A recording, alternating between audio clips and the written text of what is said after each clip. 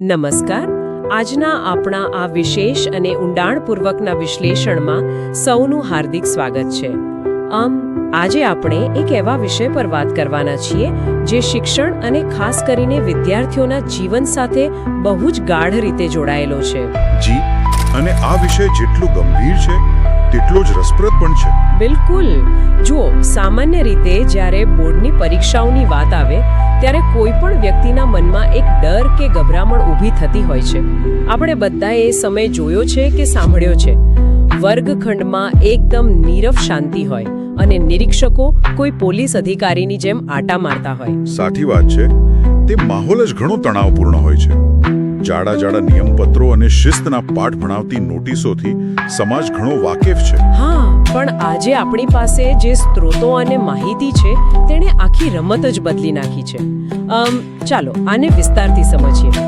ગુજરાત માધ્યમિક અને ઉચ્ચતર માધ્યમિક શિક્ષણ બોર્ડ એટલે કે ગાંધીનગર બોર્ડ દ્વારા પરીક્ષાઓ માટે એક નવી જ ઝુંબેશ બહાર પાડવામાં આવી છે. અને આમાં સૌથી આશ્ચર્યની વાત એ છે કે બોર્ડે આ કડક નિયમોને સમજાવવા માટે એક વિડિયો ગેમની થીમ પસંદ કરી છે. જી હા, એકદમ સાચું. એક વિડિયો ગેમ. આ અભિયાનનું નામ છે મિશન બોર્ડ પરીક્ષા અને તેની ટેગલાઇન છે સાવધાન, એક ભૂલ અને ગેમ ઓવર.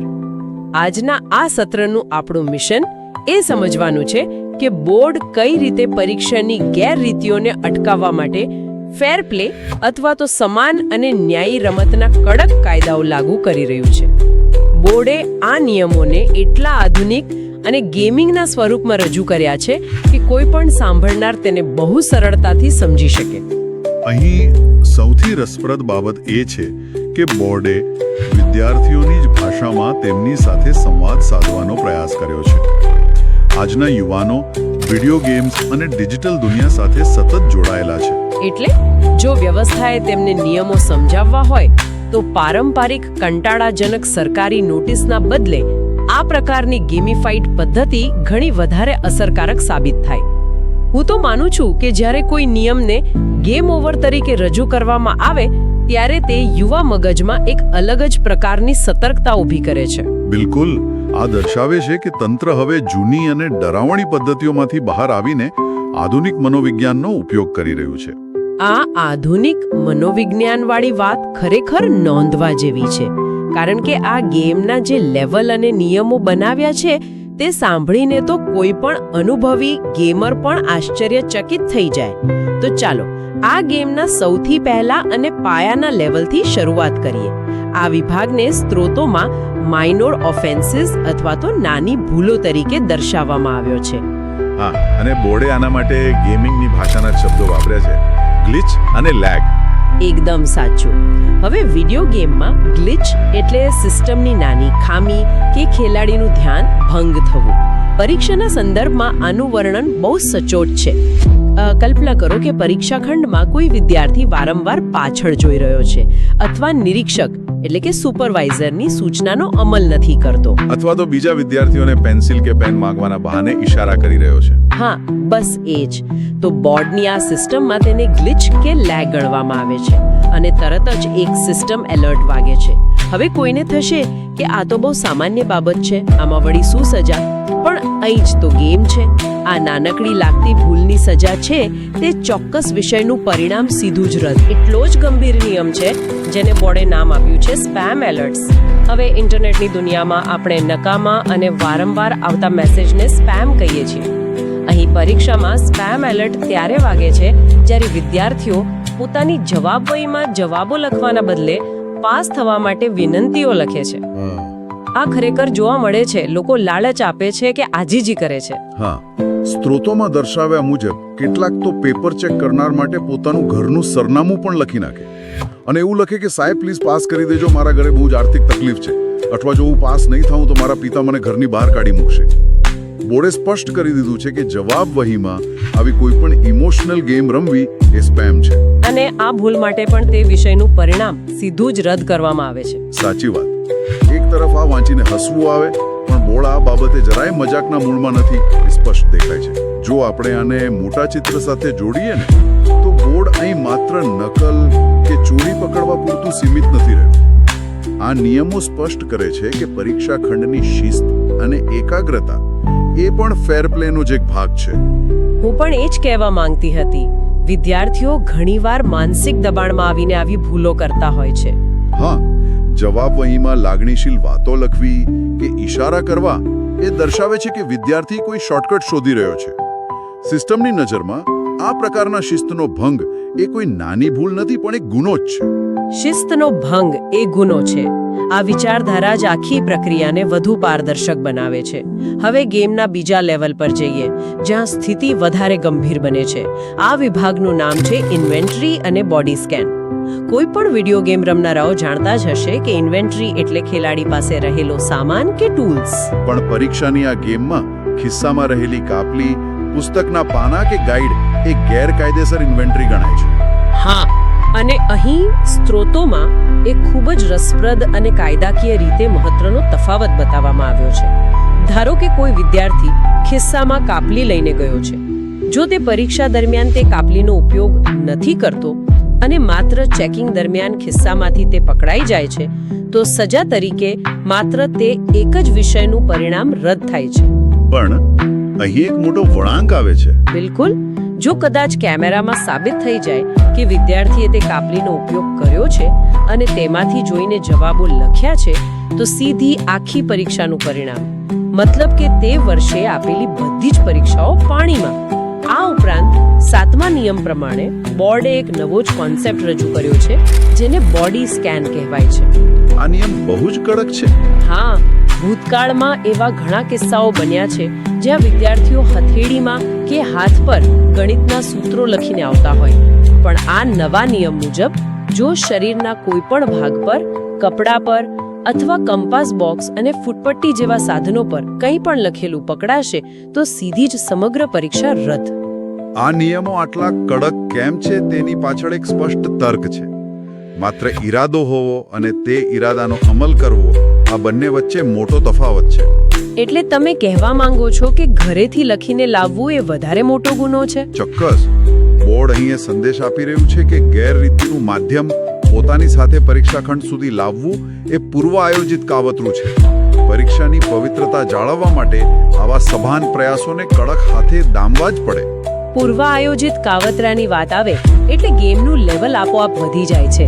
હવે આપણે આ વિડીયો ગેમના એવા લેવલ તરફ આગળ વધીએ છીએ જ્યાં રમત શૈક્ષણિક સીમાઓ પાર કરી જાય છે. વિડીયો ગેમ્સમાં જ્યારે કોઈ હેકર બહારથી ગેમની સિસ્ટમમાં ઘૂસી જાય ત્યારે તેને સર્વર બ્રીચ કહેવાય. બોર્ડે આ શબ્દનો ઉપયોગ અન્યની મદદ લેવાના ગુનાઓ માટે કર્યો છે. હા, સ્ત્રોતોમાં આપેલા નિયમ 3, 6 અને 12 ખૂબ જ વિગતવાર છે. જો કોઈ વિદ્યાર્થી પોતાનું પ્રશ્નપત્ર બારીની બહાર ફેંકે, એ આશામાં કે બહાર ઊભેલો કોઈ મિત્ર જવાબો લખી આપશે, અથવા બહારથી કોઈએ લખેલી તૈયાર જવાબ વહી છુપી રીતે અંદર લઈ આવે, તો આ તમામ પ્રવૃત્તિઓને સર્વર બ્રીચ ગણવામાં આવે છે. આ કોઈ નાની ચોરી નથી અને આની સજા તો ખરેખર આંખો પહોળી કરી દે તેવી છે. આખી પરીક્ષા તો રદ થાય જ છે, પરંતુ સાથે સાથે આવતી વધુ એક પરીક્ષામાં બેસવા પર પ્રતિબંધ પણ લાગી જાય છે. એટલે કે એક ભૂલ અને સીધું 1 વર્ષ બરબાદ. આની જ સાથે જોડાયેલો બીજો એક ગેમિંગ કોન્સેપ્ટ છે કોઓપરેટિવ ગેમિંગ, જ્યાં મિત્રો ભેગા મળીને રમે છે. પણ પરીક્ષામાં આ કોઓપરેટિવ મોડને ગેરકાયદેસર આપલે નામ આપવામાં આવ્યું છે. પરીક્ષા ખંડમાં 2 વિદ્યાર્થીઓ પોતાની સપ્લિમેન્ટરીની એકબીજા સાથે અદલાબદલી કરે, તો તે સૌથી મોટા ગુનાઓમાંનો એક છે. અહીં સૌથી અગત્યની વાત એ છે કે મદદ કરનાર અને મદદ લેનાર બંનેને એક સરખા ગુનેગાર ગણવામાં આવે છે. બિલકુલ. સિસ્ટમ એ નથી જોતી કે કોને આવડતું હતું અને કોને નહોતું આવડતું. આની સજા છે સમગ્ર પરીક્ષા રદ અને આવતી 3 પરીક્ષાઓ માટે સીધો પ્રતિબંધ. એટલે કે લગભગ 1.5-2 વર્ષ સુધી તે વિદ્યાર્થી બોર્ડની પરીક્ષા નહીં આપી શકે. આ ઉપરાંત આમાં એક બીજો અદ્ભુત નિયમ છે હેન્ડરાઇટિંગ મિસમેચ, એટલે કે અક્ષરો જુદા પડવા. હા, આ નિયમ નંબર 19 છે. જો કોઈ વિદ્યાર્થીની મુખ્ય જવાબવહી અને પુરવણીના અક્ષરો જુદા પડે, એટલે કે અડધું પેપર કોઈ બીજાએ લખ્યું હોય, તો સિસ્ટમ તેને પકડી લે છે. આની સજા પણ સમગ્ર પરીક્ષા રદ અને 1 પરીક્ષાનો પ્રતિબંધ છે. પણ મને એ પ્રશ્ન થાય છે કે લાખો પેપરમાંથી બોર્ડ આ અક્ષરોનો તફાવત કઈ રીતે પકડી પાડતું હશે? આ એક બહુ મહત્વનો પ્રશ્ન ઊભો કરે છે. આ દર્શાવે છે કે પરીક્ષાની ચકાસણીની પદ્ધતિઓ હવે કેટલી આધુનિક થઈ ગઈ છે. પેપર જ્યારે મૂલ્યાંકન કેન્દ્રો પર ચેક થવા જાય છે ત્યારે નિષ્ણાતો અક્ષરોના વળાંક, લખાણની શૈલી અને શાહીનો રંગ પણ તપાસતા હોય છે. એટલે કે મેન્યુઅલ ચેકિંગ સાથે ટેકનોલોજીનો પણ ઉપયોગ થાય છે. એકદમ સાચું. આજના સમયમાં સ્કેનિંગ સોફ્ટવેરની મદદથી બોર્ડ અક્ષરોના નાનામાં નાનો તફાવતને આસાનીથી પકડી શકે છે. અન્યની મદદ લેવી કે આપવી એ દર્શાવે છે કે આ કોઈ વ્યક્તિગત ભૂલ નથી, પણ સમૂહમાં થતી ગેરરીતિ છે. ટેકનોલોજી અને ફોરેન્સિક વિશ્લેષણની વાત ખરેખર આંખ ઉઘાડનારી છે. હવે આપણે આ ગેમના સૌથી ડાર્ક અને ખતરનાક ઝોનમાં પ્રવેશ કરીએ. ગેમર્સ અને ટોક્સિક પ્લેયર્સ અથવા તો અલ્ટિમેટ બોસ લેવલ કહે છે.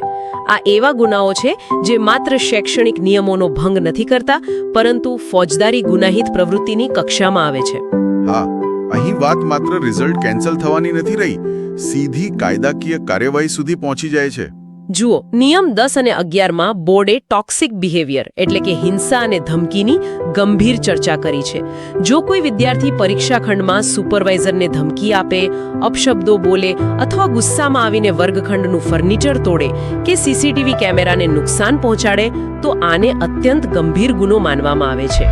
આવા કિસ્સામાં માત્ર પરીક્ષા જ રદ નથી થતી, 3 થી 5 પરીક્ષાઓનો પ્રતિબંધ લાગે છે અને સાથે સાથે પોલીસ કેસ પણ થાય છે. સાચા અર્થમાં પોલીસ ફરિયાદ નોંધાય છે. અને આનાથી પણ મોટો ગુનો, જેને બોર્ડે અલ્ટિમેટ સિવિયરિટી તરીકે વર્ણવ્યો છે, તે છે આઇડેન્ટિટી થેફ્ટ એટલે કે બોગસ અથવા ડમી વિદ્યાર્થી બેસાડવો. નિયમ 20 મુજબ મૂળ વિદ્યાર્થીની જગ્યાએ કોઈ અન્ય વ્યક્તિ પરીક્ષા આપવા આવે તો તે છે છેતરપિંડીનો સૌથી મોટો કિસ્સો છે. આમાં ફેસ રેકગ્નિશન અને આઇડેન્ટિટી ફ્રોડ ડિટેક્શન જેવી સિસ્ટમ એલર્ટ આપે છે. બિલકુલ.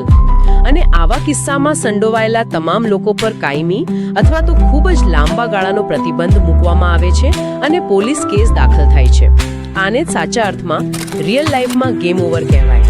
હુમલો કરવો, ડમી વિદ્યાર્થી બેસાડવો કે ચોરી કરવી, આ કિસ્સાઓમાં જેલના સળિયા પાછળ જવાનો વારો પણ આવી શકે છે. આ વિભાગનું વિશ્લેષણ કરવું સમાજ માટે ખૂબ જ અગત્યનું છે. જ્યારે કોઈ વિદ્યાર્થી સીસીટીવી તોડે છે ત્યારે તે વ્યવસ્થા માટે એક ખતરો બની જાય છે. બોર્ડ અહીં શૈક્ષણિક ભૂલ અને ગુનાહિત માનસિકતા વચ્ચે એક સ્પષ્ટ રેખા દોરી રહ્યું છે. હા, કારણ કે ડમી વિદ્યાર્થીનો પ્રયોગ એ કોઈ સામાન્ય ચોરી નથી, તે એક સંગઠિત ગુનો છે. બિલકુલ, જેમાં પૈસાની લેવડ-દેવડ અને ઓળખપત્રોની બનાવટ સામેલ હોય છે. પોલીસ કેસ અને જેલની સજાની જોગવાઈ કરીને બોર્ડે એ સાબિત કર્યું છે કે પરીક્ષા ખંડો એ કોઈ દેશના કાયદાથી પર રહેલી જગ્યા નથી. આ વાત સમાજના દરેક વર્ગે સમજવા જેવી છે. આ બધું સાંભળ્યા પછી મનમાં એક જ પ્રશ્ન ઊભો થાય છે, જે બોર્ડે પોતાના એક ગ્રાફિકમાં પણ બહુ સુંદર રીતે પૂછ્યો છે. શું આ રિસ્ક લેવા જેવું છે? આજના આ વિશ્લેષણના છેલ્લા તબક્કામાં આપણે રિસ્ક રિવોર્ડ એટલે કે જોખમ અને તેના પરિણામની ચર્ચા કરીએ. સ્ત્રોતોમાં એક રેન્ક્ડ લીડર અથવા તો પરિણામોની સીડી બતાવવામાં આવી છે, જે ખરેખર બહુ જ ભયાનક છે. હા, સૌથી નીચે છે એક વિષય રદ થવો, તેનાથી ઉપર આખી પરીક્ષા રદ થવી, પછી 1 વર્ષનો પ્રતિબંધ, 3 વર્ષનો પ્રતિબંધ અને સૌથી ઉપર કાયમી પ્રતિબંધ અને પોલીસ કાર્યવાહીની સજા. હવે વિચારવાની જરૂર છે કે માત્ર 5 કે 10 માર્ક્સ વધારે લાવવા માટે શું 3 વર્ષ બરબાદ કરવાનું જોખમ લેવું વ્યાજબી છે? આખું ભવિષ્ય માત્ર એક નાનકડી કાપલીને કારણે બરબાદ થઈ શકે છે. અને જે લોકોને એવો અતિ આત્મવિશ્વાસ હોય કે હું તો બહુ સ્માર્ટ છું, મને કોઈ નહીં પકડી શકે, તેમના માટે બોર્ડે એક ખાસ ચેતવણી આપી છે. ત્રીજી આંખ જોઈ રહી છે. ગેમર્સની ભાષામાં બોર્ડે આને નામ આપ્યું છે કેચ ઇન 4K એટલે કે હાઈ ડેફિનેશનમાં તમામ પુરાવાઓ સાથે પકડાઈ જવું. ઘણીવાર લોકોને લાગે છે કે સુપરવાઇઝર પાછળ ફરીને ઊભા છે, એટલે ફટાફટ કાપલી કાઢીને ચોરી કરી લઈએ. હા, પણ બોર્ડ સ્પષ્ટ કહે છે કે વર્ગખંડમાં લાગેલા હાઈ રેઝોલ્યુશન સીસીટીવી કેમેરા અને બોર્ડ દ્વારા આપવામાં આવેલા ટેબ્લેટનું રેકોર્ડિંગ બધું જ લાઈવ જોઈ રહ્યું છે. આ ડિજિટલ ત્રીજી આંખ ક્યારેય ઝપકતી નથી. આજના ડિજિટલ યુગમાં હું પકડાઈશ નહીં તેવું વિચારવું એ સૌથી મોટી મૂર્ખામી સાબિત થઈ શકે છે. આપણે જેને 4K સર્વેલિયન્સ કહીએ છીએ તે એક આખી ઇકોસિસ્ટમ છે. આ કેમેરાઓ સેન્ટ્રલ કંટ્રોલ રૂમ સાથે જોડાયેલા હોય છે. એટલે કે માત્ર વર્ગખંડ પૂરતું મોનિટરિંગ સીમિત નથી હોતું. જી બિલકુલ. આર્ટિફિશિયલ ઇન્ટેલિજન્સની મદદથી શંકાસ્પદ હિલચાલને તરત પકડી શકાય છે. ડિજિટલ ફૂટપ્રિન્ટ ગેરરીતિ માટે કોઈ જગ્યા છોડતી નથી. સૌએ સમજવું પડશે કે ટેકનોલોજી હવે વ્યવસ્થાને પારદર્શક રાખવા માટે સક્ષમ બની ગઈ છે. આ ગણિત ખરેખર બહુ સચોટ છે. તો સાંભળદારાઓ, આજના આ વિશેષ સત્રમાંથી આપણે ઘણું બધું સમજ્યા. બોર્ડે આ વિડિયો ગેમ મોડેલ દ્વારા એ સ્પષ્ટ કરી દીધું છે કે પરીક્ષા એ એક ખુલ્લું મેદાન છે જ્યાં નિયમો બધા માટે સરખા છે. અને અંતમાં સ્ત્રોતોમાં આ ગેમનો સૌથી સકારાત્મક સંદેશ આપવામાં આવ્યો છે. બોર્ડ કહે છે કે આ બધી ગેરરીતિઓ અને શોર્ટકટ્સ ભૂલી જાઓ. સાચી મહેનત એ જ શ્રેષ્ઠ ચીટ કોડ છે. બિલકુલ. દુનિયાની કોઈ કાપલી કે ડમી વિદ્યાર્થી ક્યારે તે આત્મવિશ્વાસ નહીં આપી શકે જે પોતાની રાત દિવસની મહેનત આપશે. પૂરી તૈયારીથી આપેલી પરીક્ષા જ ફેર પ્લેની સાચી જીત છે. આવા જ રસપ્રદ વિડીયો જોવા માટે ચેનલને લાઈક, શેર અને સબસ્ક્રાઇબ જરૂરથી કરજો. ફરી મળીશું નવા જ વિષય સાથે. ત્યાં સુધી જય સ્વામિનારાયણ.